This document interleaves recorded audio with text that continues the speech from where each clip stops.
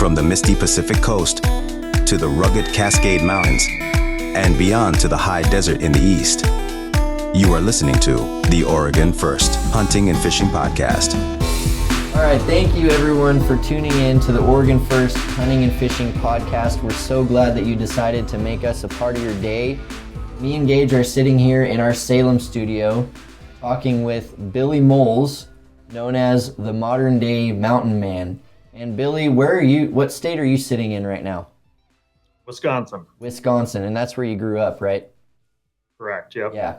All right, so we're going to talk to this Wisconsinite who has devoted his life to guiding in the outdoors and hunting and trapping, and that's just a wealth of knowledge. We'll be excited for that. But before we get into it, I have a couple quick announcements. Please follow us wherever you like to follow people to stay up to date, especially if you want to join us for our hunting trips and fishing trips. Now, if you have Facebook, you can join us at Salem First Hunting and Fishing Club. That's a group on Facebook. And we have an event coming up on June 7th. We're going to go trap shooting here in Jervis, which is just north of Salem. So it's kind of, for our Portland listeners, you can come right down, not too far. But we're going to be trap shooting there at Mid-Valley Clays. And the range fee is paid for. Just please bring your own gun and ammo. We'd really love to get to meet some of you guys who are a part of the community. And, our club's growing pretty quick on Facebook. So yeah, I mean, we might need a second bay here soon. We might. That'd be awesome enough to rent out the whole thing someday. Heck but yeah. I mean, for now, it's just fun. Practice. You can think of it as practicing for duck season. Yep. Or, just getting to meet some people in your area that love to hunt and fish. Shoot some new guns. I know I'm looking forward to that. Yep. And then pretty soon after that, on July 11th through 13th, we're going to have a booth at the Northwest Mountain Challenge. And once again, we'd love to meet you and see you there. Shoot some bows at the Northwest Mountain Challenge. So for the show setup, we got the Oregon Sports Pack Slam. Second, we're going to talk with our guest, Billy Molls. So Billy grew up in northern Wisconsin, where he learned to love trapping from his grandpa. From a young age, he set out to be a modern-day mountain man, which led him to go to guiding school and eventually become a big game guide in Alaska. He started making videos to show his family back home and build the Modern Day Mountain Man brand on YouTube and social media. Billy also uses the platform to share his faith and encourage people how to follow Jesus through the outdoors. Did we get it right? Pretty much, right? Yeah, pretty much. Sweet. Good enough? Good enough for you? Meet your standards? Okay, good. Sweet. Well, let's get into some icebreakers. All right, Billy? So like I said, you can answer these as in depth or just one-word answers as you want. The first one is fishing or hunting? Hunting. Fishing is guiding fishermen is adult daycare. Wait, you're talking about fly fishermen, right? No, fishermen in general. In general. Never been a good fisherman at all. There's just no doubt about it. For me, is hunting. I like fishing. I still go fishing. But even when I'm catching fish, I get bored. Oh, wow. All right. After a while, I do it. And I'm just like, let's just go. If the fishing's too good, I'd rather go adventure. I'd like to go see something new. Yeah. Sure. This next question might be a little harder for you then. Trapping or hunting? I would take hunting. Yeah. A matter of fact, I haven't trapped for a long time until just this winter. I snared a few coyotes by my house. I had about a week in between speaking engagements and I'd never snared before. And that was pretty fun. I did it just as a just young kid, and then a little bit in my early 20s. But then I was so busy hunting, and trapping is real time consuming. Hunting, trapping, fishing, all of it. To do it to any type of depth or scale, it takes a lot of time. Yeah. And so as a kid, like my mountain man vision was always to be a professional trapper. And then the fur market fell out like late 80s, early 90s. Yeah, probably early 90s. I was just a little kid getting $25 a coon and like $10 a rat there. I think muskrat that is. And like that was pretty good money back in those days.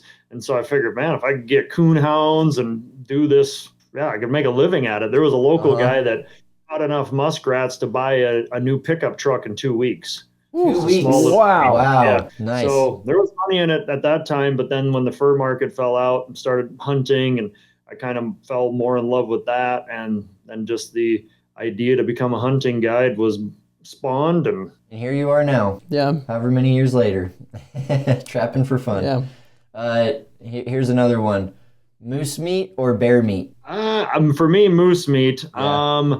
I've never in all my years of guiding in Alaska, I've done a lot of grizzly bears, brown bears, never had a hunter shoot a black bear. Seen a few in Okay. some areas, but I know a lot of the guys that shoot black bears on berries, they swear that is the best. But I've never personally had it. Yeah. So I'd just have to say moose meat from experience. I've, shot a lot of big old ruddy, stinky bulls, and I've never had a moose that I didn't like. Huh. It's excellent. I would take Dall sheep over moose, but moose would be second for me. Oh, really? Dall So sheep. is that like a texture thing or a flavor thing that Dall sheep's nice? I would say a flavor thing. It's if you've ever had mutton, it's got like a little bit of a muttony tinge to it, but very, very mild. The fat is outstanding on a sheep.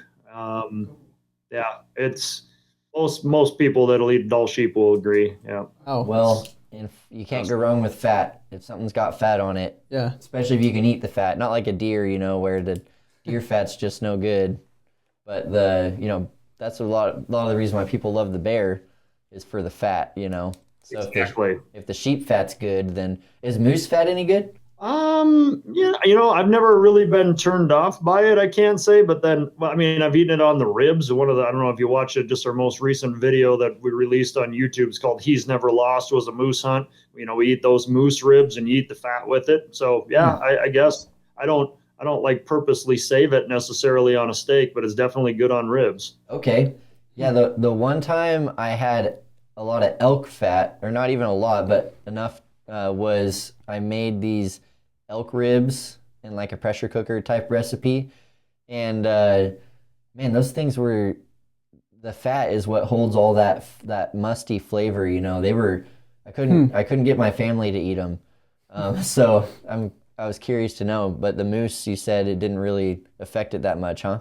Yep. No, I've never had it. I get it for deer too. I've made like venison, white-tailed deer here in Wisconsin. You get the ribs, and then you get that tallowy film in your mouth. Yep. Oh, yeah. Yeah, it's So I just pretty like much wax. trim all the fat on white-tailed deer at home here. Yep. Would you compare moose meat to elk meat? I would definitely take moose over elk. Wow. Yeah, moose is very mild. It just tastes kind of like a grass-fed, like a lean beef kind of a thing. Maybe wow. better. Huh. I don't know. Just Wow. really. Yeah, moose meat's outstanding. Those are high praises. The real question is, how does it compare to horse meat? I've never had it. I would try it. It wouldn't bother me, but Yeah. Yep. Me too. not a lot of horses I would like to shoot. I know that. Yeah. All right. The last question is bow or rifle? Rifle. Rifle. Do you do any bow hunting in Wisconsin for whitetails? Yeah, I got nothing wrong. Particularly as a guide, I'm not a big fan of bow hunters, but I'm not a big fan of guiding bow hunters. Let's put it that way. I like bow hunting, nothing wrong with it, but I don't know. Just like having guided for over 25 years, I haven't done a lot of hunting. Extensive hunting on big trips, and so. Yeah, I'd love to do like an archery elk hunt, but to reckon there's just so much nuance to that in order to do it, to have really any reasonable chance of success, you've got to do a lot of it. And those guys that go on big game hunts like what I'm guiding, you've got to be committed to it, and you've got to be ready to hunt. 10-day hunt, you got on 9.5 days in, and you get an opportunity and an animal, you can't go for the rifle. Yeah. You've got to pay your dues. And it seems like, in my experiences, those guys that get really good at bow hunting, they'll go into it and they're about as deadly as most guys with a gun. Now, granted, their first 10 trips, they're going to be like 3 or 4 out of 10. They're going to kill an animal. Yeah. But now then their second 10, they're going to get 6 or 7 animals. And then from there on, kind of the rest of their life, so to speak, they're going to get 7 to 8 out of 10. Wow. Because they just learn so much. And so that's maybe my hang up or my prejudice against it is I tell guys all the time, unless you're committed to doing it with the bow, if you're in an area where you can use either or, well, I might bring the gun. Well, if you're talking like that already before you even get started, your chances of shooting anything with a bow is about 5%. Yeah. So don't waste everybody's time. Yeah. Yeah. That's the advice I've gotten with trad versus compound.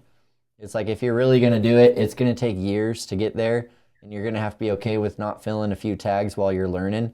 But if you ever switch back to the compound just because you're not successful, actually, that's advice from Nate Bailey, so there's that connection again. Yeah. I think there's a spiritual analogy there. You can't serve God and mammon.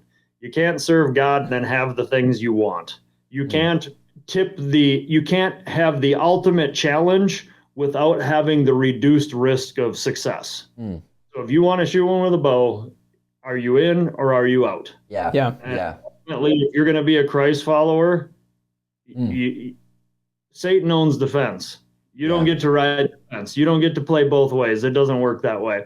So if I get a guy that's just like, hey, I'm a bow or nothing, all right, let's talk. But other than that, like, I won't even entertain it. It's all you're going to do is you're just going to wreak upheaval and frustration at every turn. Because like I tell guys all the time, in order to get from 400 yards to 40 yards, 1,000 things got to go right. And so if you're going to be sitting there weighing each one of those things from 400 to 40, hey, should I grab the rifle? Oh, does he see me? Does he smell me? Is he going to go left? Is he going to go right? You just drive everybody nuts. Yeah. So you're in or you're out. Yeah, absolutely. Now it's time for the part of the show that we call the Outdoors Rewind. We're just going to kind of talk about what's going on in the outdoors, because the fun thing about life is there's 365 days in a year that you can be out there, and there's 4 seasons with lots to do. I have a question for you, Billy. Are you turkey hunting this year? Have you ever done much turkey hunting? Yep, I did this year. I'm with my daughter. I shot one. She didn't get one. I think that was the first turkey I've shot in probably 15 years. So my young daughters are 13 and 14. So about the time they came along, I more or less quit hunting for myself. I'd be up in Alaska for 80 to 90 days each fall. Then by the time I'd come home, and then I'd be in Alaska 25 to 40 days each spring. So it just didn't leave me much time. Yeah. So yeah, it was fun. The birds now are a lot more, you can tell they're a lot more educated than they were 15, 20, 25 years ago when I first started hunting. Interesting. Okay. Half the time you'd call to them and they'd just come right in. Now, the buggers, boy, that you really got to finesse them. They come in. They're a lot like hunting a moose or an elk. I'm more experienced with moose, obviously, but I've guided a fair bit of elk too. But they'll come in at 100 yards, and then the toms stay back. They let the hens come in, and then the hens kind of get around the decoys, and those toms are just back there. They're cagey. It was really fun with my daughter. She had 2 toms came in at 25 yards, but they were so close, so she didn't want to shoot because she didn't want to hit 2. And then another time she could see one's head just covered by brush. She's like, well, all I could see was the head. I'm like, run up and just pulled the trigger, because you're either going to hit him in the head, kill him, or he'll go, She was a little bit frustrated, and I said, babe, you learned. That's how you learned. You got to learn it by doing, and that is the beauty of fishing, hunting, is you learn by trial and error. Those kids, they go to school and then they get A's by getting things right. That's not the way the real world works. The real world works is you get A's by falling on your face, getting back up, learning your mistake, and then keep on moving forward. Absolutely. Amen to that.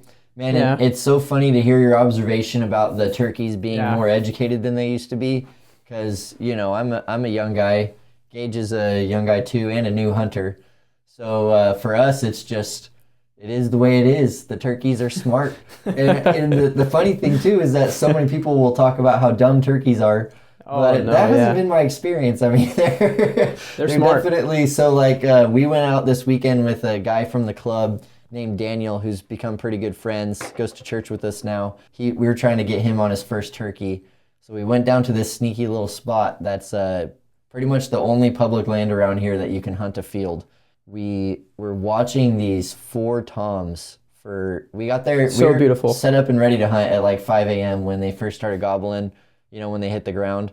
And we were 100 yards away from those turkeys for 7 hours until noon, when we finally just had enough. And I think one of the funniest parts of that story, though, of watching these toms that would not come in, is I finally started to kind of get them to get a little excited, and they were gobbling back at me. Like, these are some highly pressured turkeys. Like, they very obviously had been hunted quite a bit. And Gage and Daniel were going to go on a little woods walk around to try to hear some other gobblers in case there was some around. And I finally got them excited.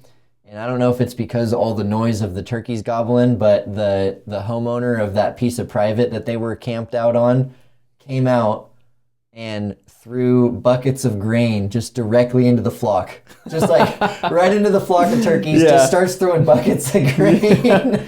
And so those turkeys lived another day. They did not leave after that. They didn't even look our direction after that. It was just, Yeah, that was pretty funny. And I think the way they could get away with it is they had the chickens roaming around. They had free-range chickens there, so it's like, I'm feeding the chickens. Not our pet turkeys. No, man. It was so funny seeing these giant, beautiful toms. Long beards. Big old long beards. And they're just sitting there strutting in the middle of the driveway, and all these chickens are running around.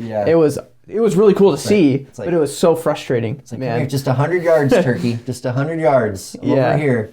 And patience didn't happen that day. Patience is key. But it was great for Daniel to be able to see those turkeys. And I'm sure you could probably talk about your daughter's experience, probably seeing these turkeys for the first time, and how much of a rush that is. I can remember that first time last season for me killing my first turkey, that rush. And I'm sure you see it on the faces of all your clients too, when they get those big animals in front of them. Man, that's got to be such a cool thing to be a part of. Yeah, I watched one of your bear videos earlier. I think probably one of your most recent ones that was just up on your YouTube channel. But when you guys walked up to that piled up bear, it's just this monster, and you're like, poke it in the eye, and me and Gage were both thinking like, I'm sure Billy's holding some sort of a giant revolver or something, and the hunter's got his finger on the trigger because that looks intense. What is that feeling like walking up on a piled up grizzly that you just put down? Yeah, I don't know. It's very.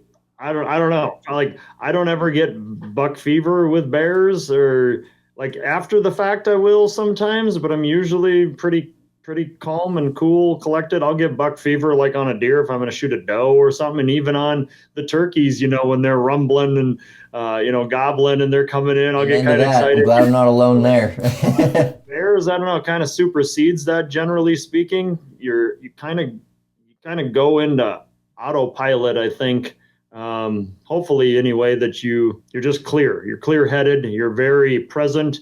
Your senses are never more heightened.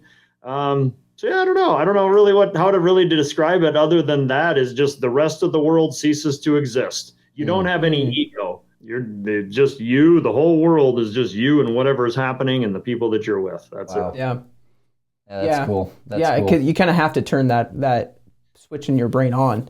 Yeah, that danger element makes it all different. It's not like, I hope I get them. It's just not, I have to get them. I have to place this shot right behind the shoulder. Matter of fact. Well, quick call to action for our listeners. If you have a topic you want us to cover or a specific question you want us to ask our guests, submit those at the link in the episode description. We're going to have a link down there to our link tree. We've created a portal for feedback, so you can just click on that and tell us whatever you want. Like I said to Billy, interrupt us if we say something stupid. Send in a correction, because we don't want to just be spewing nonsense on here. We want this to be a valuable thing for people to listen to. So we'd appreciate your feedback. Other thing you can do is leave us reviews on whatever you're listening on, and come hunt and fish with us at our next event. We'd really love to meet you guys. Hope that you can make that a part of your week. Let's look at our local news story. This time, the local news story comes from within. Yes. Very mysterious, isn't it, to say it that way?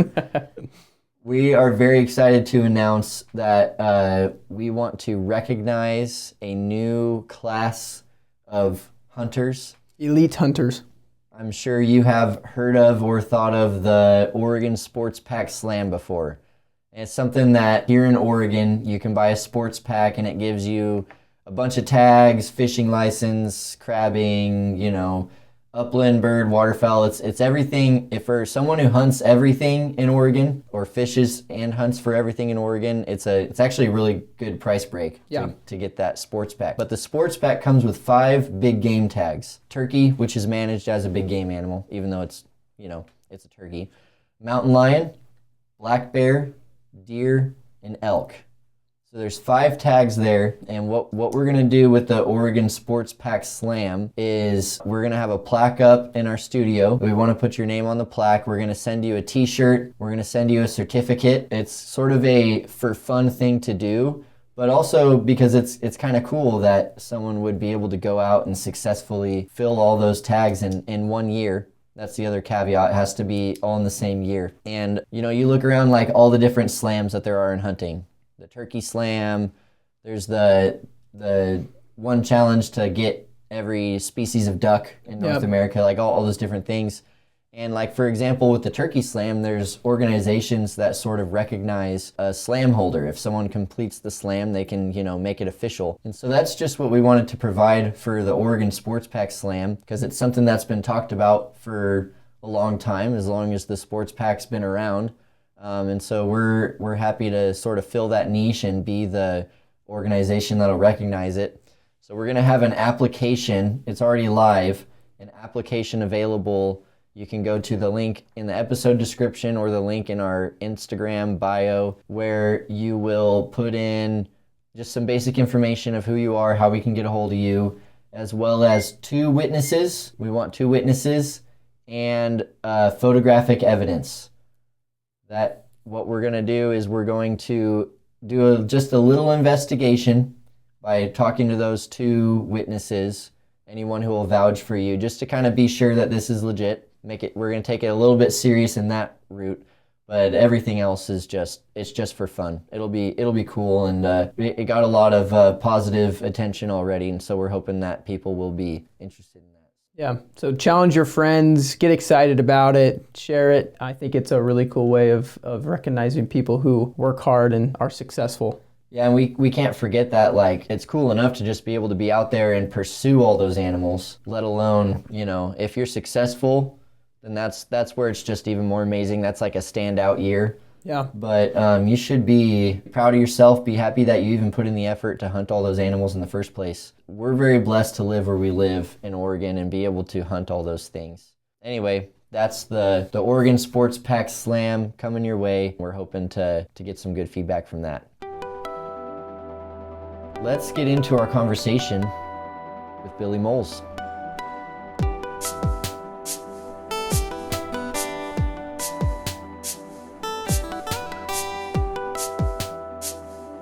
Billy, I normally warn the guests before I ask this question, but I forgot to warn you. So I understand if it's hard to pick. But could you share your favorite hunting or fishing story with us? Well, I had a young fella ask me this, and not to be standoffish on you or discount your question, but I don't have one. Okay. They're all part of the whole. There is no best one. It's all part of the whole. Sure. I don't really, you can't pick one out. I don't think you possibly could. So, one, there might be the scariest, there might be the worst, there might be the funnest, there might be the this, but there's no best. Yeah. The best one is maybe the next one. Mm-hmm. Yeah. The one that's to come. Yeah. I see what you mean by that. And I've talked about it quite a bit. I've realized my favorite thing to hunt for is whatever the next tag I have is. So right now it's all about turkeys. I mean, through and through, I'm a blacktail guy. I love hunting blacktail. That's like my main thing. But, when it's elk season, all I can think about is elk. When it's deer season, it's deer. When it's duck season, I want to be hunting ducks, So I see what you're saying with that. It's hard to have a favorite when it's just all such a beautiful gift to be able to be out there and doing what we're doing out in nature. Absolutely. Being wild men, right? Yeah. To that question, to extend it, Is there a story where you can pick out that was like the most difficult hunt when you got on the back end of it? You're like, oh my goodness, my body is killing me. This was tough. I was cold. Yeah, I've had a lot of those. I mean, a lot of them. Yeah. Yeah. Yeah, maybe the first one I was ever on Kodiak was just the first time hunt I was ever on Kodiak. Like, I wore hip boots. We stalked a bear like over 2, maybe 3 miles. I didn't have snowshoes. The hunter and the guide did, but we didn't have enough snowshoes, so I went without. And so the snow was who knows how deep, 5 deep, maybe 5 feet, maybe. And like the only thing stopping me from going all the way in was my crotch hitting the snow. And so then we wait to shoot this bear. It's on the edge of this crevasse. And if we shoot it, it's going to fall down into this hole, and the guide knows he can't go get it. So we just sat there and waited for the bear to move up away from this ledge. And we're 100 yards across the crevasse from it. And so meanwhile, my hip boots are totally filled with snow. Well, now it's melted, so it's just water. And then the sun goes, this is in April, the sun goes down behind the mountains. Well, it goes from 55, 60 degrees and to 25 degrees in the matter of like a half an hour. And now I'm freezing, getting hypothermic, and we sat there for hours. Finally, it's getting dark, and the guide shoots for the bear to get up, and eventually he does. And then he goes into this avalanche slide of snow boulders, and then we shoot the bear, the hunter does. Wow. And the bear tumbles down the mountain and catches on these huge snow boulders, so he doesn't roll into the crevasse. Well, so meanwhile, now we got to hike back to camp. We'll come back, get the bear the next day, because it would take us like an hour to get around this crevasse. So we get back down to camp, and I remember I couldn't even eat. I was still cold after hiking 3 miles back to camp. I was still froze, and I just said, hey, like, I'm just going to go to bed. Is that okay? He's like, yeah, that's fine.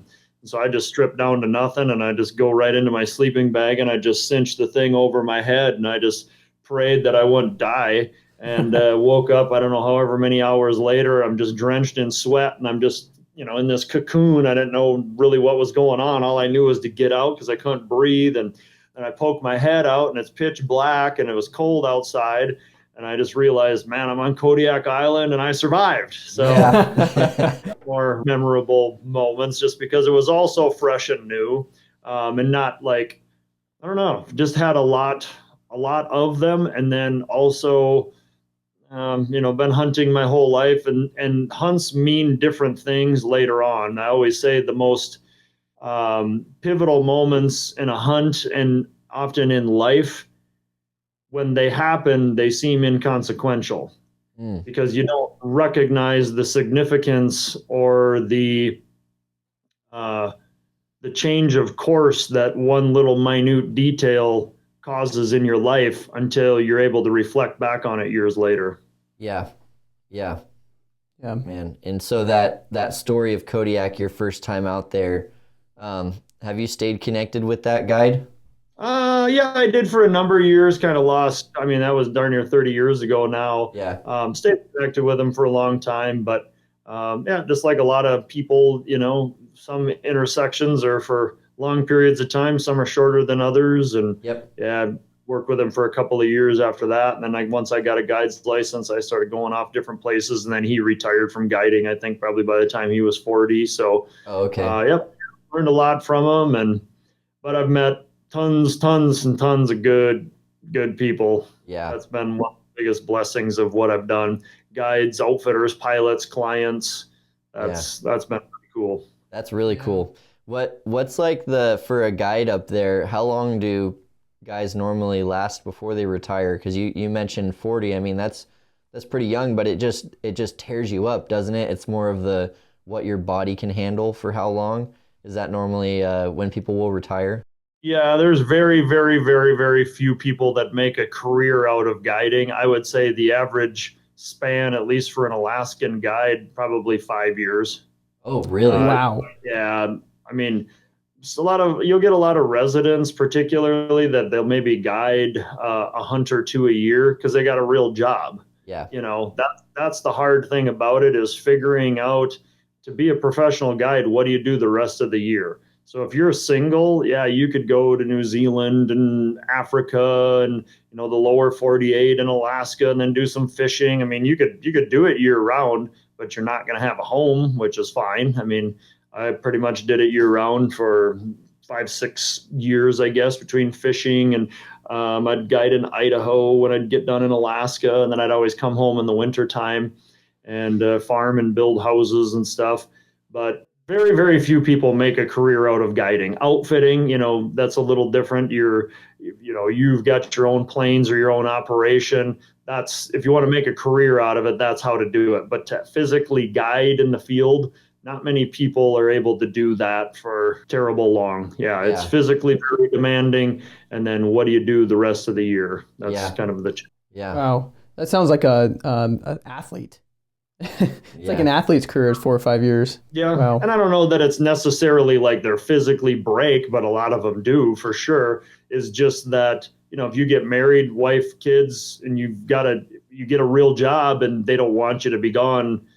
A lot of them don't want you to be gone for a couple of months. So they'll do a month or two, and then it gets hard with kids and being gone. And the pay, you don't make enough money at it to justify being away. Yeah, but for you've had a pretty long run doing that. Is the end in sight for you? Well, I haven't guided the last 2 years. I'm going to take one more year off. I fell out of a tree stand when I was in my early 20s, but I broke my back. Wow. I knew I was hurt, but wow, it kind of progressively got better, and I could walk, and so I never went to a doctor. Went to work the next day, and 20 years later, I'm getting pain all throughout my body. I go to 10 different chiropractors, keep telling them all. I said, I think I need an x-ray. Finally, one gives me an x-ray. And he said, well, when did you break your back? And I said, well, I didn't break it. I had herniated a disc like a year or two before that. Oh. And ever since then, that's when everything just kind of spiraled. So I thought that was maybe kind of the issue. I knew there was something a little deeper than that.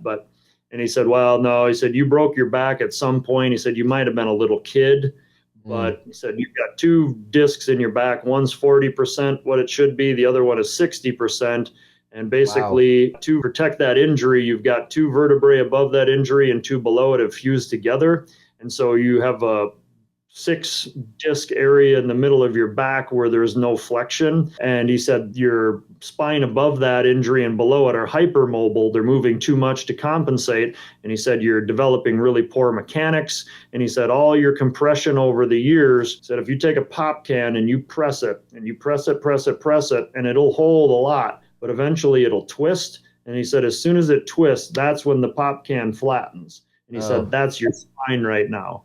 And so he said, it took you a long time to get into this. It's going to take you a long time to get out. So I started doing therapy, quit. I still guided for another 2 years after that. I quit hauling heavy packs, just kept them 60 pounds or less. But things were painful. And so I took a couple of years off. And in 2 years' time, I grew an inch and 3/8.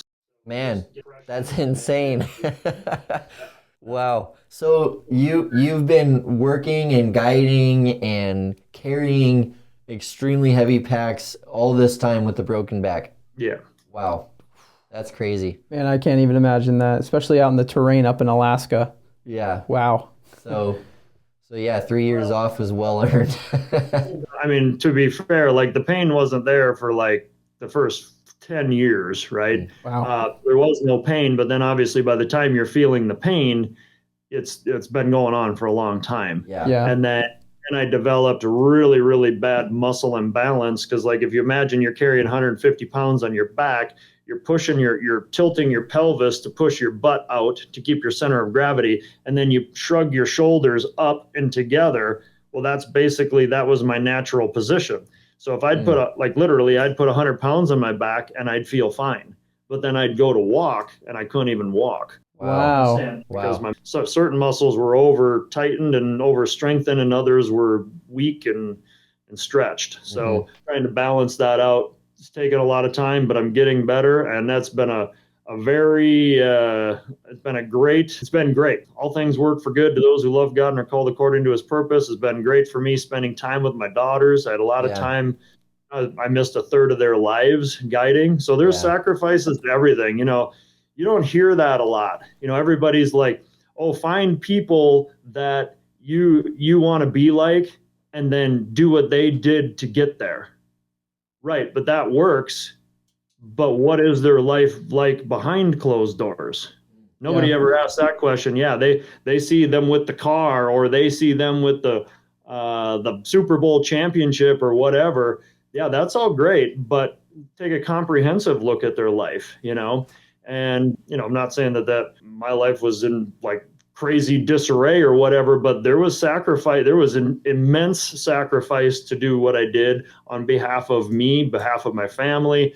Like in order to guide, I would literally go guide in Alaska in the fall, 80 to 90 days. And then I would come home and I would take 1, maybe 2 days off. And then I would pound nails 5 to 6 days a week until the day I left. Wow. I can't imagine that. Shingling roofs, building homes. Like I went pretty hard on my body, and I would guide in the fall. I would line up one hunt after another, and I kind of just wore myself out. But to provide a family guiding and building homes, the reality is that's what it took. Yeah. I have 2 young kids, and I just can't even fathom my wife allowing that. That's crazy. So what I'm saying though is I recognize what you're saying about the sacrifice that they had to make too, as well as you. And man, so Billy, you are a hard worker. Yeah. That's plain to see. Yeah. Hard worker, and that's good. Like everything in life, it has to be balanced. And I was hardworking to a fault. Yeah. Just wasn't too prideful to maybe slow down a little bit because I loved it, right? And so I was willing to do whatever it took in the off season to be able to go guide because I did love it. And sustainability. That's what the Lord's teaching me now is like, there's a time, there's a time to sow, a time to reap, a time to rest, time to harvest. But ultimately, whatever you're doing, it has to be sustainable over the long haul, or eventually it's going to catch up to you. And the reality is it caught up to me. Yeah, man. I'm leaving now. My goal is to get back. I've got some hunts. I feel like I could have guided a couple of hunts this year, but I had a couple hunts planned, just personal stuff. And so I'm planning to do like 2-3 hunts a year moving forward. And rather than, 6 to 7, average hunts, 10 days, some as many as 15. So wow. A 10-day hunt, you got 12 days into it. So everybody thinks you're doing all these hunts, but in 100 days time, if you're getting 8 hunts in, that's in a season, that's really, really good. Yeah. I had never thought about that aspect of it because, you do, like, as someone like me who has no perspective in that world, like, I don't know, I probably would have guessed a way higher number of how many people you would guide each year. Yeah. But yeah, you're right, with how much time goes into each hunt, it doesn't leave much for, too many hunts. Yeah. Wild. Yeah, it must be, for me, thinking about being a guide and, you got 8 guides back to back to back, different hunts. And you're kind of in that constant mindset, like, all right, we got this client, we got him lined out with, on his moose hunt. And then right next, back to back, you're getting that next client, next moose, constantly finding animals, constantly getting animals, meeting new clients, getting the camp sorted out. That in itself is an art form that I'm sure you've mastered over the years. Yeah. That's all the easy stuff. It's the packing out and the skinning and all those. And a lot of times you'll get a guy, they'll shoot a moose and then they're bear hunting. They want to go for a bear. And so oftentimes when your last hunter is leaving is on the same plane the new one comes in on. Wow.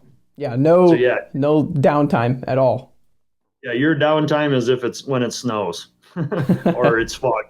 Yeah, that's something us non-guide guys never think about. Yep. Yeah. I have a question to change the subject a little bit. Gage and I were talking before the show. What is that terrain called where like we see the classic just like rolling big hills that, they almost look grassy, but I think it's willows or something like that. It has like a reddish tinge to it. Yeah. You see caribou out grazing. Yeah, it's like classic caribou kind of looking territory.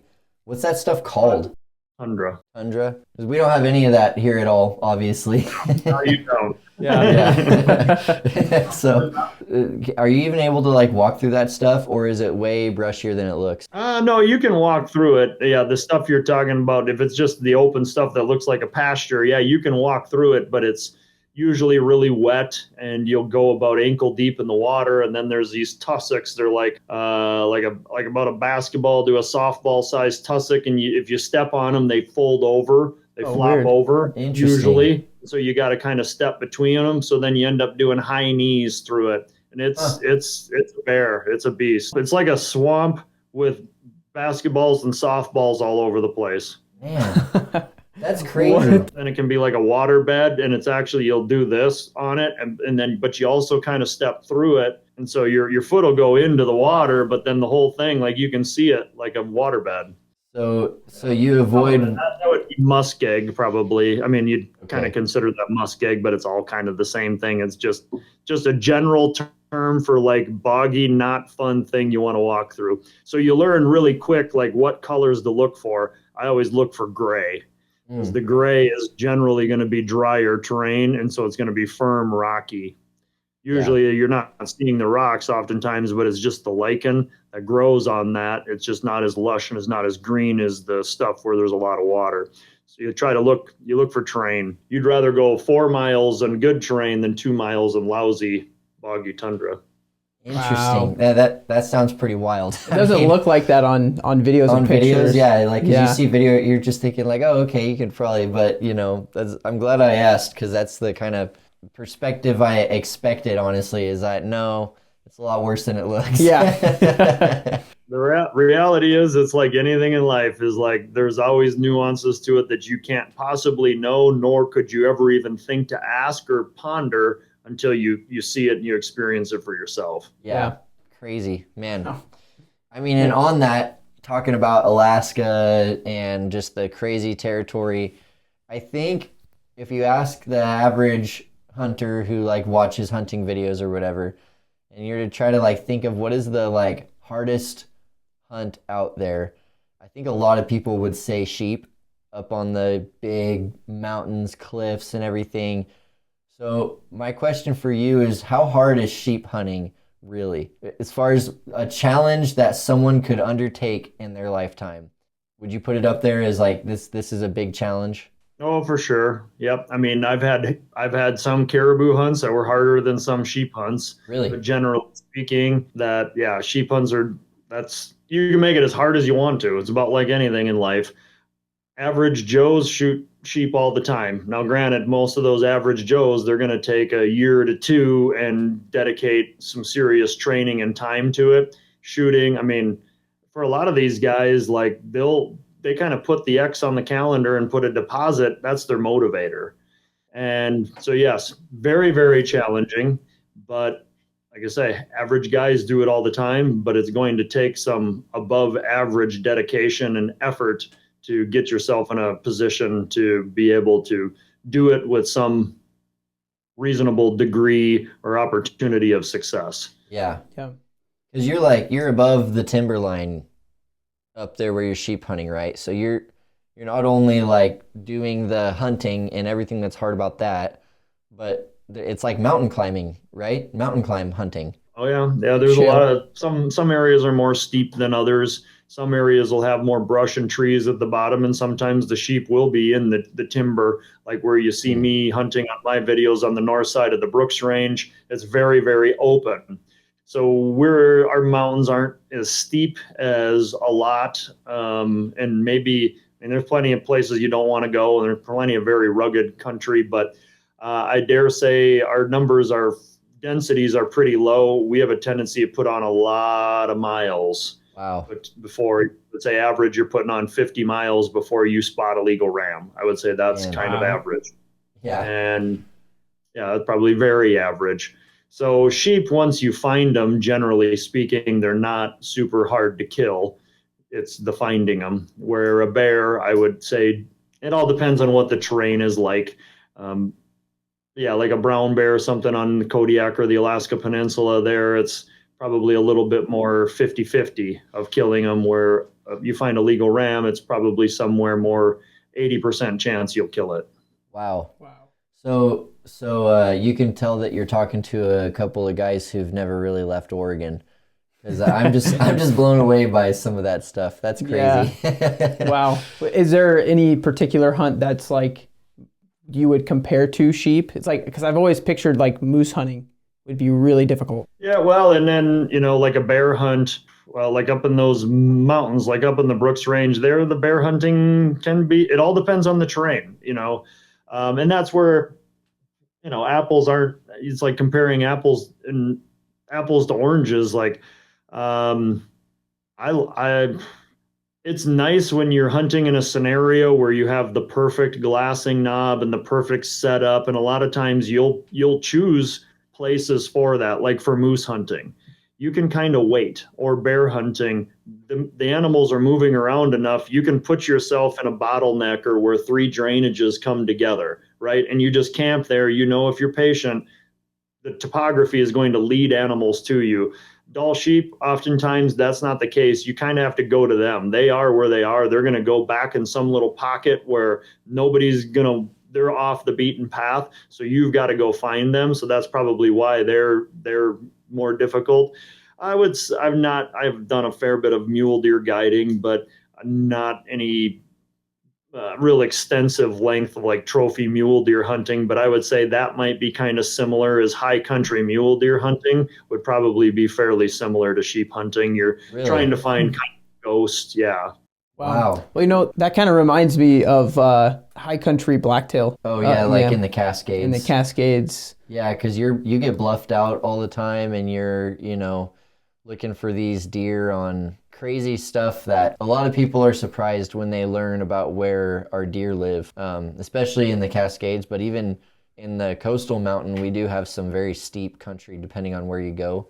Yeah. And it's just wet and steep and thick. Makes you feel alive to be out there. Yeah. I hunted in New Zealand for Himalayan tahr, and it was like 19 mile. No, maybe it was a long ways. Maybe was it 20 kilometers? Yeah, that would sound about right. Yeah, it was 20 kilometers. So like 12 miles in. And so the first 11 miles took one day.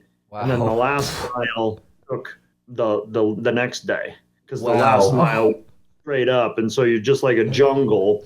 And then once you get up on top into the alpine, well, now you can kind of run the ridges, but then it was really hard to find water. So yeah, it was grind, is you can't even see the sun for about a day. And that's what I love, is like the challenge of it all. I mean, you go into places where they're low density. It's nice going into primo areas where there's a lot of animals. You kind of know you get one, but then also sometimes I like the challenge of going where your odds are low. Yeah. And like, hey, we're hunting here for 10 days. We're hoping to get a shot at one legal animal. Mm-hmm. Like that puts this heightened sense of importance on everything.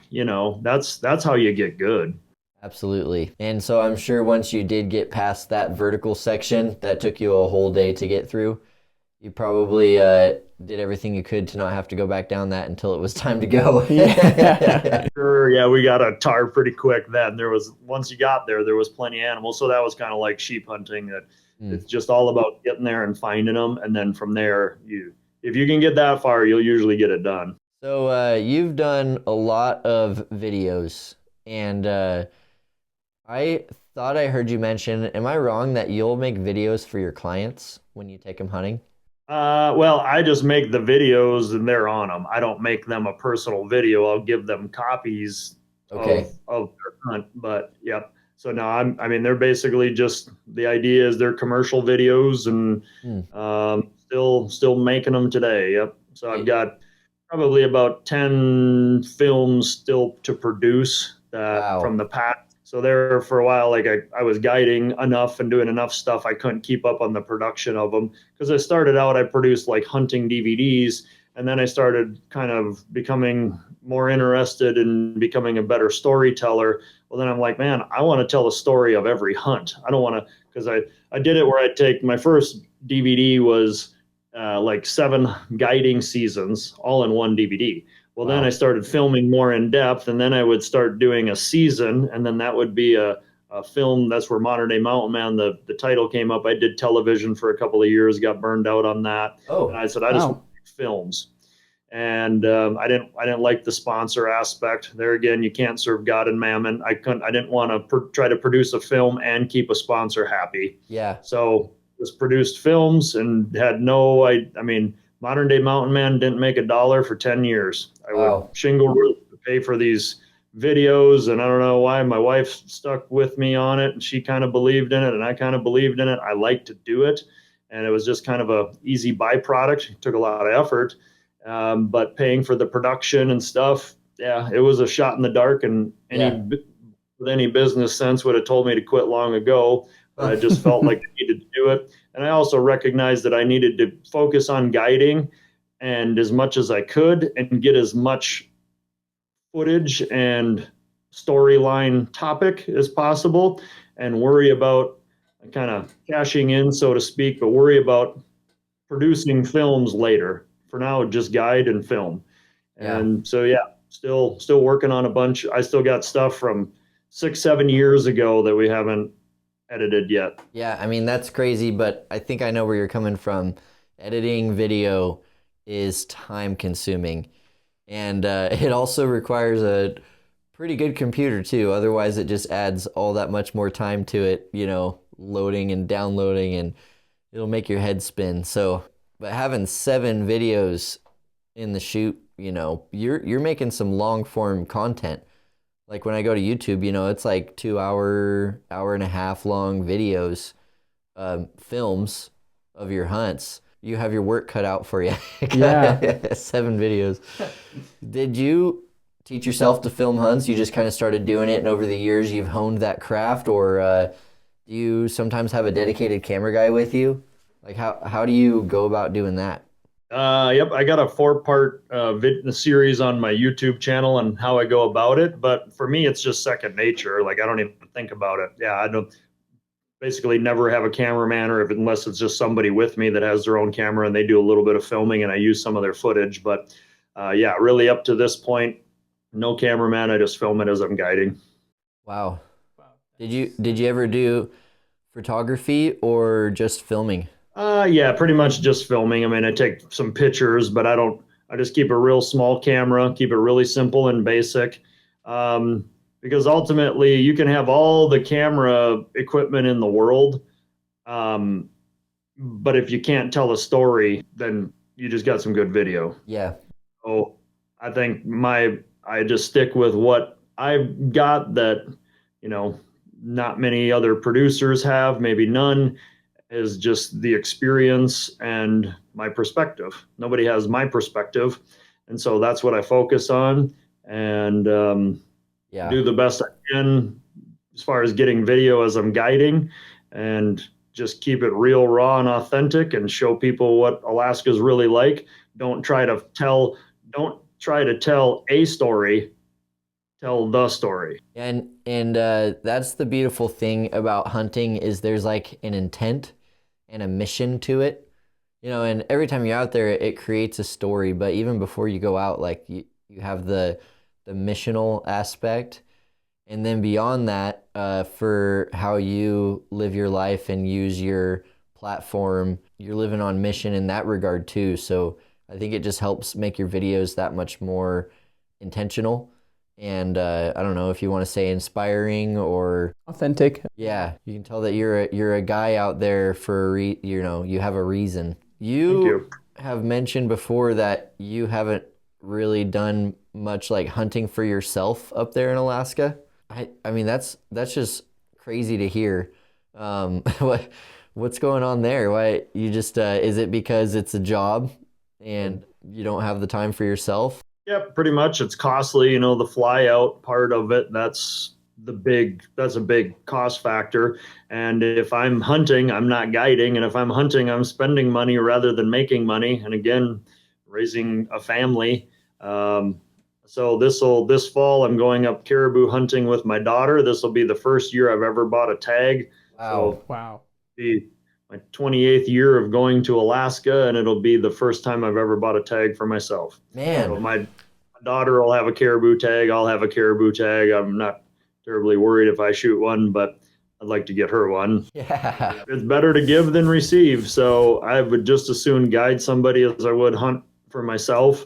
But it just got to the point where as a guide, like physically, I just didn't feel comfortable, fully 100% confident that I could handle whatever happened physically, and I needed rest, to be honest. Yeah. That's what I needed. Yeah. So I'm pretty excited. I've got a lot of stuff, the Lord is like, if I say anything, as long as you guys are giving me a platform, I'm just going to take a little bit of liberty. The best thing of guiding is that I learned, because I went to Alaska as a guide to realize my own dreams. I wanted to experience Alaska. Yeah, ultimately, I wanted to shoot a bear, moose, caribou, blah, blah, blah. Lord willing, those things happen, that would be great. But about 10 years into it, I lost that desire. I didn't even really care to. I just like to guide. It's what I did. Now I'm kind of found myself into a season where people invite me to go hunting. I just had a guy from Newfoundland invited me to go out hunting with him at no cost. An outfitter just said, come on out, and I'd love to go hunting with you. He's like, I love your trusted guide stuff. Yeah. Just come on out. So, Yeah. I'll make the goal will be to make a video about him, and kind of highlight him. And Yeah. I love storytelling, and it's a psalm that delight yourself in the Lord. He'll give you the desires of your heart. Uh-huh. And so now I see that's like, it's all come full circle. A motivational speaker said, Zig Ziglar said, the surest way to make your dreams come true is to make enough other people's dreams come true. Yeah. Wow. I would say that that's basically happened in my own life, and kind of by accident. I just love to guide. Didn't really think of it that way, but as a guide, you're in service to others. Yeah. And I loved to be able to do that. I love to be able to show people something that I love, make their childhood dreams come true. And then when they get on that plane to fly away, and I mean, you shake their hand and you know that you did everything you possibly could for them, and you went through some sort of adversity together. Yeah. And then that bond was tight. And so I've got this Rolodex of very, very, very good friends, very wise people, mentors in my life.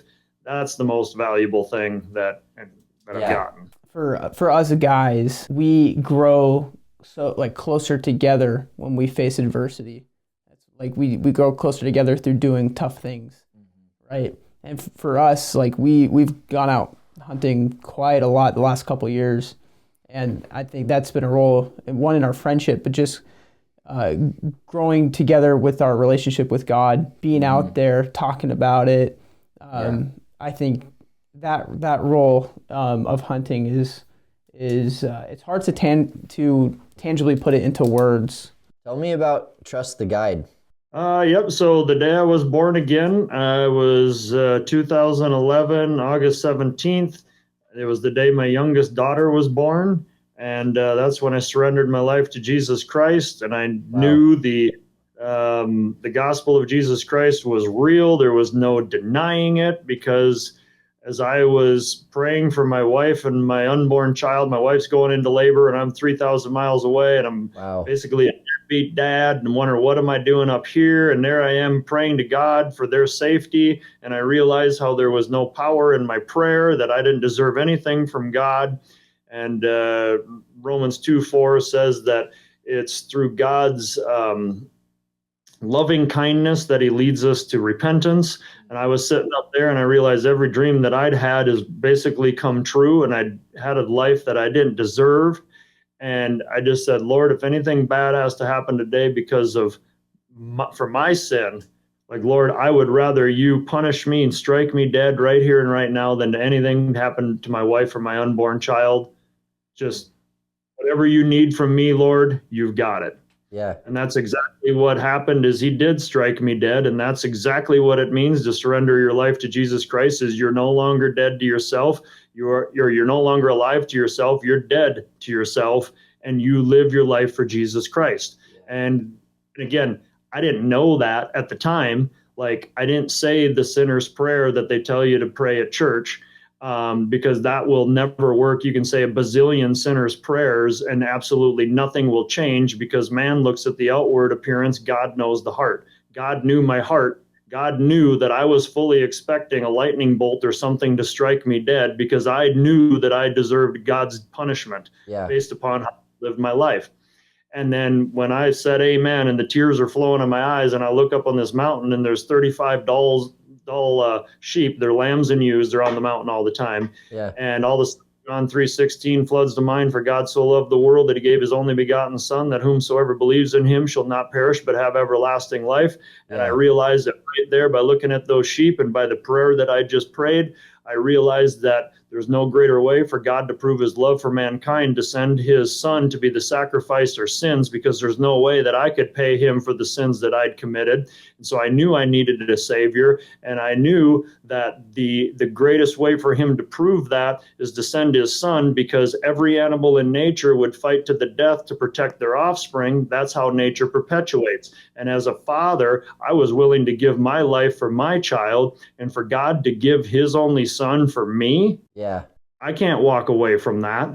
And the Holy Spirit just gripped me. And again, John 3:3. And again, I didn't know the Bible that well. I went to Sunday school. I heard all the lessons and I colored the pictures and all that stuff. I heard the gospel, but it didn't make any sense. And when I look back at it, is like there is no doubt in my mind, God called me to the wilderness, because ever since I was a little kid, my parents always said, like, you were always off. All I'd have on was a pair of shorts, no shirt, and a pair of mud boots, and I'd be gone. And then John 3:3, Jesus said, the only way to inherit the kingdom, in order to inherit the kingdom of heaven, a man has to be born again. And I knew in that moment, that's exactly what I experienced. I knew it was like the world went from black and white to color. And I knew I could never go back to my old life. I didn't know I really didn't know necessarily what was happening, but it was so profound. And I realized the gospel of Jesus, and I think it's Philippians 4:7, the peace of God, which transcends all understanding, would guard your hearts and minds in Christ Jesus. The peace that I felt was unbelievable. I had never even come close to experiencing peace until that moment in my whole entire life. I knew that the dull sheep knew Jesus' name. And again, I didn't know the Bible, but that's in the Bible. And I knew that the gospel of Jesus Christ was real. I didn't know if my wife or my unborn child were dead, because the whole thing was I was communicating with my sister-in-law.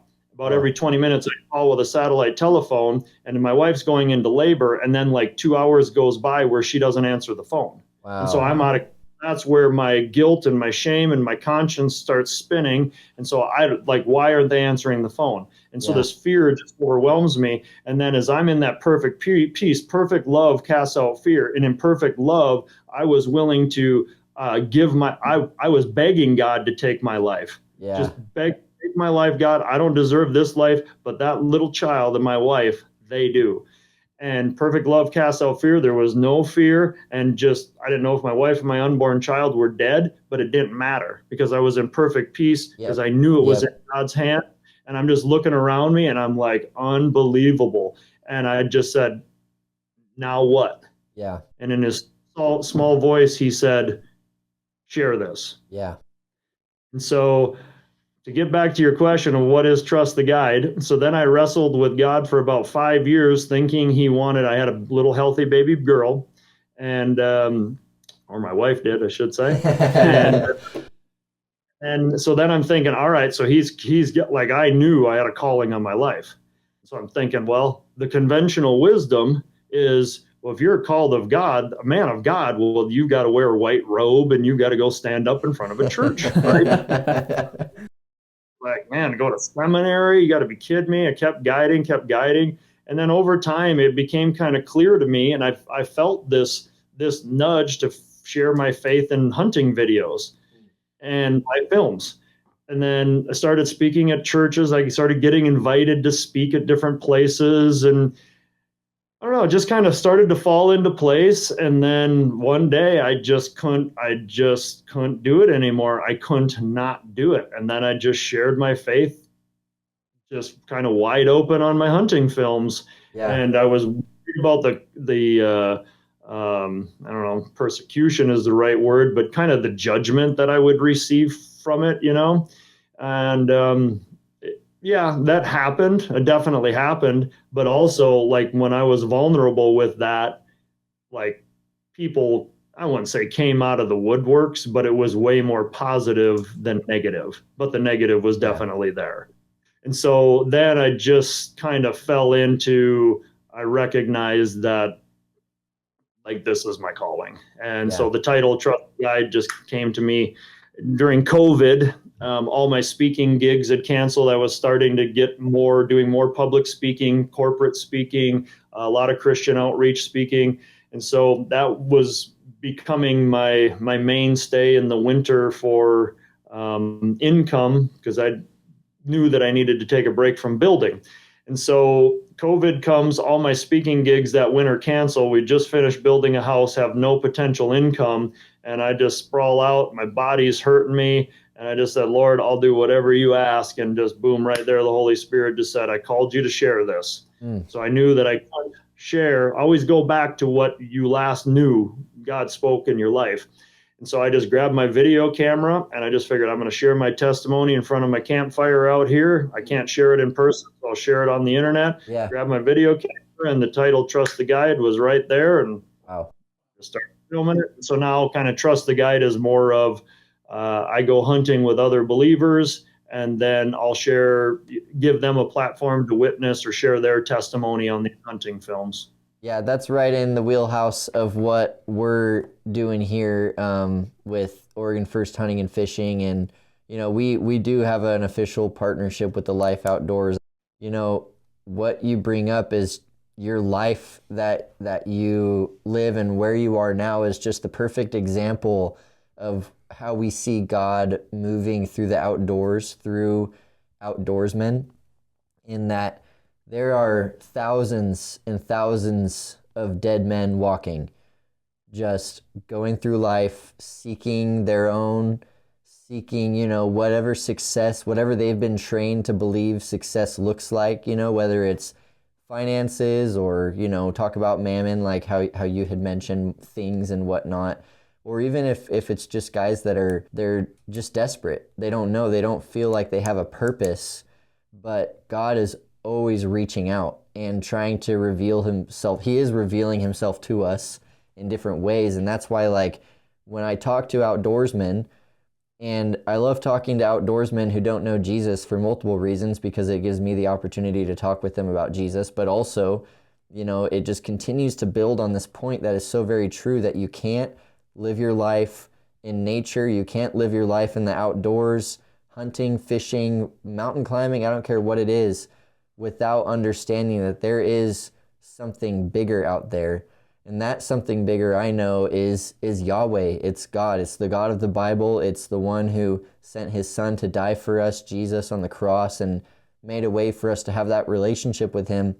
And when we die, just like you brought that up, a huge part of your testimony, you die to yourself, you die to the flesh, and then you get to be resurrected with Christ into this new creation that is the way that God intended you to be. And he crafts you, and you continue to grow in that, into how God wants to use you for his kingdom purposes. And so that's one encouragement I'd like to say for any man out listening to this who is just going through life, and maybe you feel dead.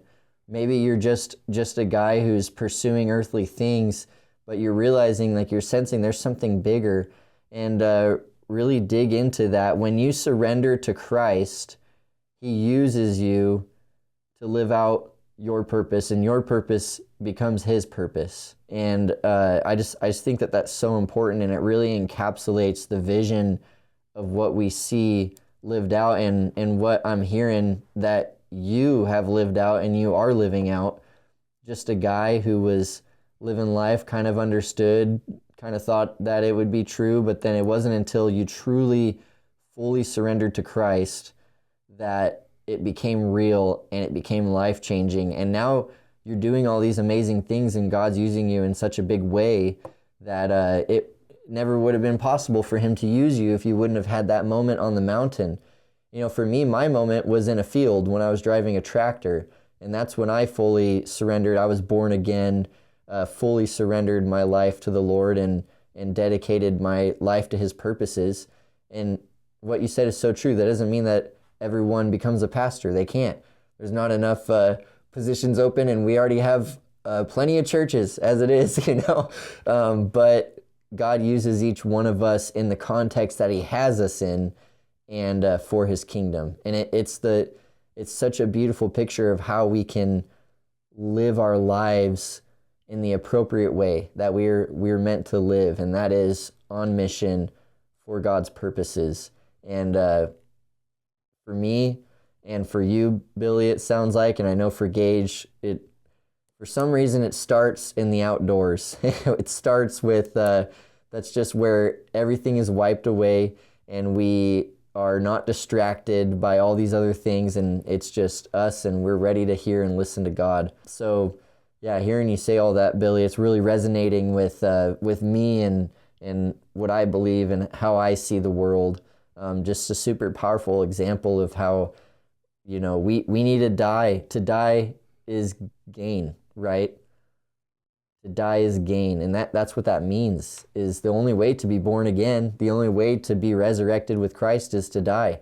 And so we completely surrender, give everything to him, die to ourselves, our ambitions, our desires, and he brings the increase after that.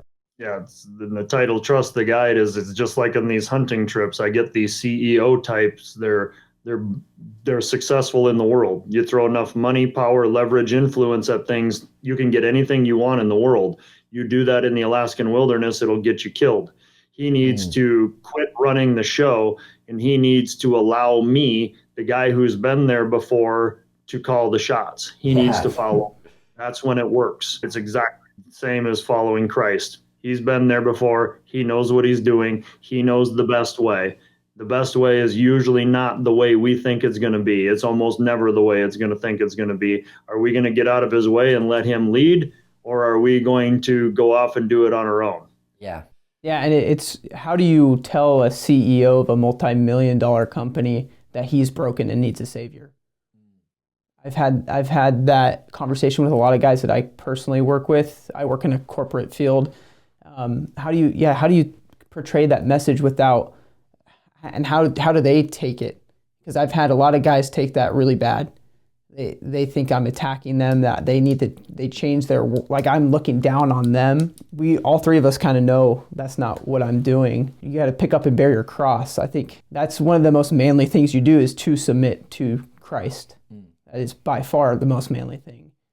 Here at the church, we have a men's ministry, and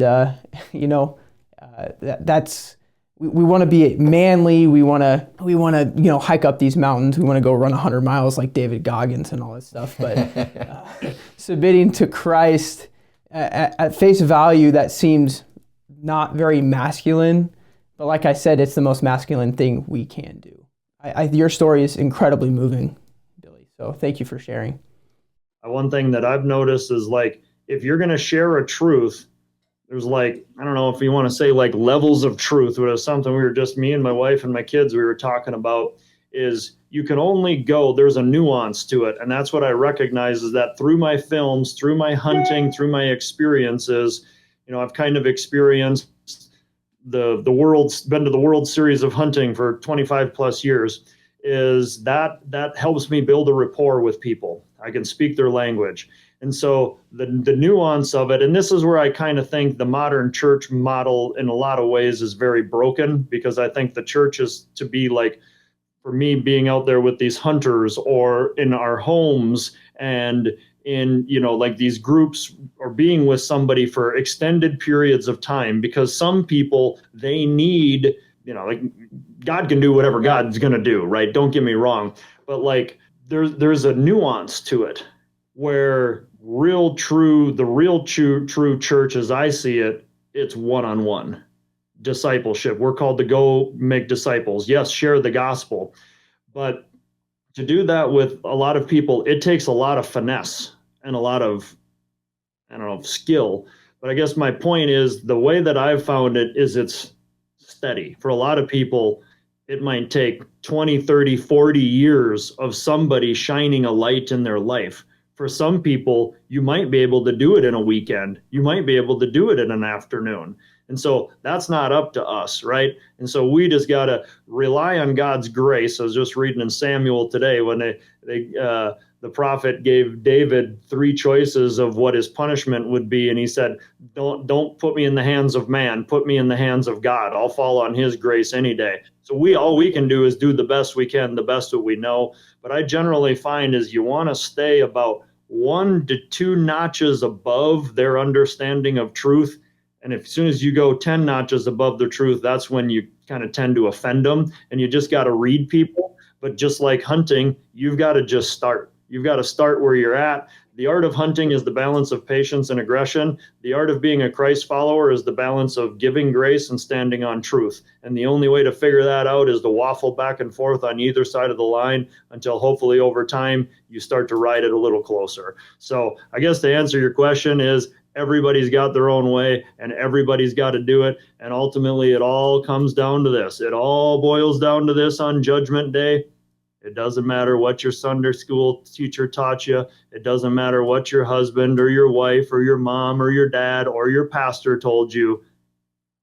It's all between you and the Lord. That's it. Yeah, that's true. One of the things you said in there that I think is really a smart tip when it comes to sharing your faith is that 1 to 2 notches above their understanding versus the 10 notches. Because I mean, and I hadn't really thought of it in those terms, but that's a really understandable way to explain. Like I do quite a bit of like street evangelism stuff, just talking to strangers wherever, college campus, on the street, and I do that, but I never really thought of it in those terms of like understanding or levels of truth, you know, because there's just certain things in the faith that there's no point in arguing about certain things, you know, on the first conversation, or to someone who's just has absolutely no understanding of faith. And you don't need to go to level 10 with them right off the bat and like die on a hill on level 10 when really they're only going to be able to swallow level 1, you know, maybe level 2 if you're lucky. So that was some really sound advice there for how we might relate to people in our lives and communicating truth to them, because we're all communicators of truth, you know. In every conversation we have with someone, it's another opportunity to share truth. I really appreciated that. Yeah, from my perspective, especially when I was more like really taking my faith seriously just 3 or 4 years ago, I understood the truth. I would say I was born again, like you're saying, and I see the truth so clearly. And I see people in my life that I love or that I just met, and I can tell they're good people, and they just either reject what I have to say about Christ or they don't take it seriously. They're kind of those lukewarm people. And my flesh just wants to sit there and shake them. Like, wake up, come on. Like, you have to see what I'm seeing. And I have to look inward at myself and say, hey, take it down to those first notches, like you're saying. Meet them at where they're at and guide them.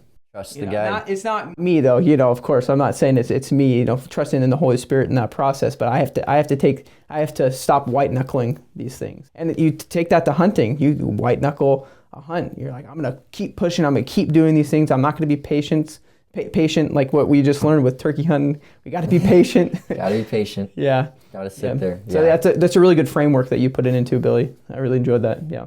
And that's the art of it. That's the beauty of it. It's just like hunting. Sometimes you go in there where you see that turkey, you better run after it, and get set up. And other times it's like, no, you call once, you need to shut up. That's the art of it. The greatest adventure any of us will ever know is trusting Jesus Christ as our guide, because every scenario is different. And again, you can read all the books, right? But until you're the one in the arena, it doesn't mean anything.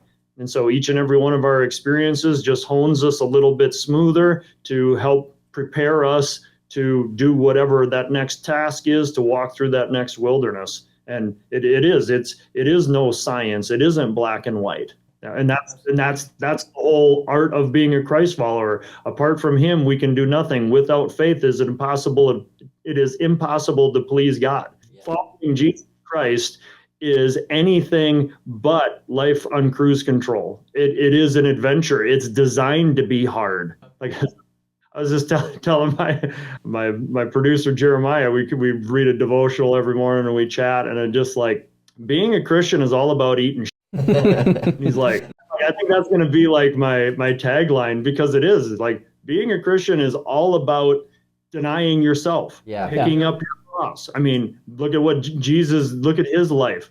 That's how we're called to live. Yes, we're gonna. That's how we see God work, is when we do things that are hard, that we in our flesh do not want to do, that we don't have to do in our modern world. We don't have to do it. Yeah. It's easier to thread a camel through the eye of a needle than it is for a rich man to get in heaven. It's not because he's got money. It's because he's trusting in that money. Yeah. Yeah. It's like, that's what's fun. That's why I go to Alaska. That's why everybody dreams of going to Alaska, because it's freaking hard. It could kill you. Yeah. Amen, dude. Yeah. Yeah. That's, oh my gosh. Yeah, totally resonating with us. Like Gage and I have this conversation all the time. We just love doing hard things. And that's why I think outdoorsmen have such a leg up when it comes to learning about the faith and learning about Jesus and learning about walking with him, because it just makes so much sense. They just go hand in hand. You know, we enjoy the hardship of it. And then so that's one aspect of it. The other aspect is that, like I mentioned earlier, it's missional, you know? It's like purposeful. It's like you're working for something. You're engaging with that part of like your manhood. You're like, and then you realize, oh, wait a minute, it's not just in the woods, it's in real life. Like, as I'm living my life, you know, I'm facing these challenges, and God's calling me higher and higher. And as long as I keep just following Jesus, it's real simple to just follow him, stay in his word, pray, follow Jesus. And then, you know, that's when you can be used in such a big way. So yeah, I love that, Billy. Yeah, you talk about things that doing the hard thing as men. I mean, look at what our God did, getting crucified, and then he goes and tells us to bear our cross and follow him. Mm-hmm. Oh my gosh, you can't think of anything more manly than that, right? Yeah. I get like kind of goosebumps just thinking about it. It's yeah. Mm-hmm. Thank you, Billy. I've greatly enjoyed our conversation. Thank you for your insight. Now I know a little bit more of why Alaska is such a big deal. What's up with all the hype? Yeah. And also, though, just encouraging to know what you're doing and the reason behind it, and especially with modern day mountain man is awesome in everything you're doing. But trust the guide. Super encouraging to hear about that, and I'm excited to see as things continue on with you. I'm watching from afar and love what you're doing. Where can we send our listeners to watch your videos or learn more or get involved with what you're doing? Yep. So Modern Day Mountain Man YouTube channel. We put a new film up every first Monday of the month. Next month we got a Trust the Guide film coming up. We're on Facebook at Modern Day Mountain Man, Instagram at The Modern Day Mountain Man, and we're actually starting a new YouTube channel, just calling it Billy Molls. And so we're going to be doing a mentorship, discipleship, I guess, episodes where I just take life scenarios and kind of all revolve all these life experiences and life advice, things that people have taught me, things that I've learned, and then share it through the lens of Christ. Thing I noticed, like with all this world of self-help and motivation, pretty much everything that you hear on that is all a bastardization of the Bible, and people more or less just kind of shortcut the Bible and then use that wisdom to then point people to them, so they keep coming back to the guru. Yep. And what I want to do is just share biblical wisdom and biblical principles in real life scenarios and point people to the author, to the real living water. So that's what the Billy Molls channel will be all about. We've got it kind of laid out. We're just now in the early stages of that. So you can look for that. And then Modern Day Mountain Man and Billy Molls. Yeah, you Google search me, whatever, you'll find our website. I like that perspective of, because I'm sick and tired of gurus. You know, everyone's a guru nowadays, and I love that. Just turn to the Bible, you know? You could read, I got a shelf full of books, and I've read them. I mean, I've read a lot of them, right? And a lot of it's good. It's all. Charles Spurgeon said, "The thing more dangerous than a lie is an almost truth." Yep. Wow. All right. I love it. Thank you again, Billy, for your time. Yeah, thank you. And thanks, listeners, for tuning in. I hope that you were blessed and encouraged. If you want to know more about anything we talked about, you can reach out to us at Oregon First Hunting and Fishing, or I'm sure you could reach out to Billy via one of the social media platforms. And if you want to know more about anything we talked about, we'd be more than happy to talk about that with you. So thanks for tuning in. Have a good rest of your day.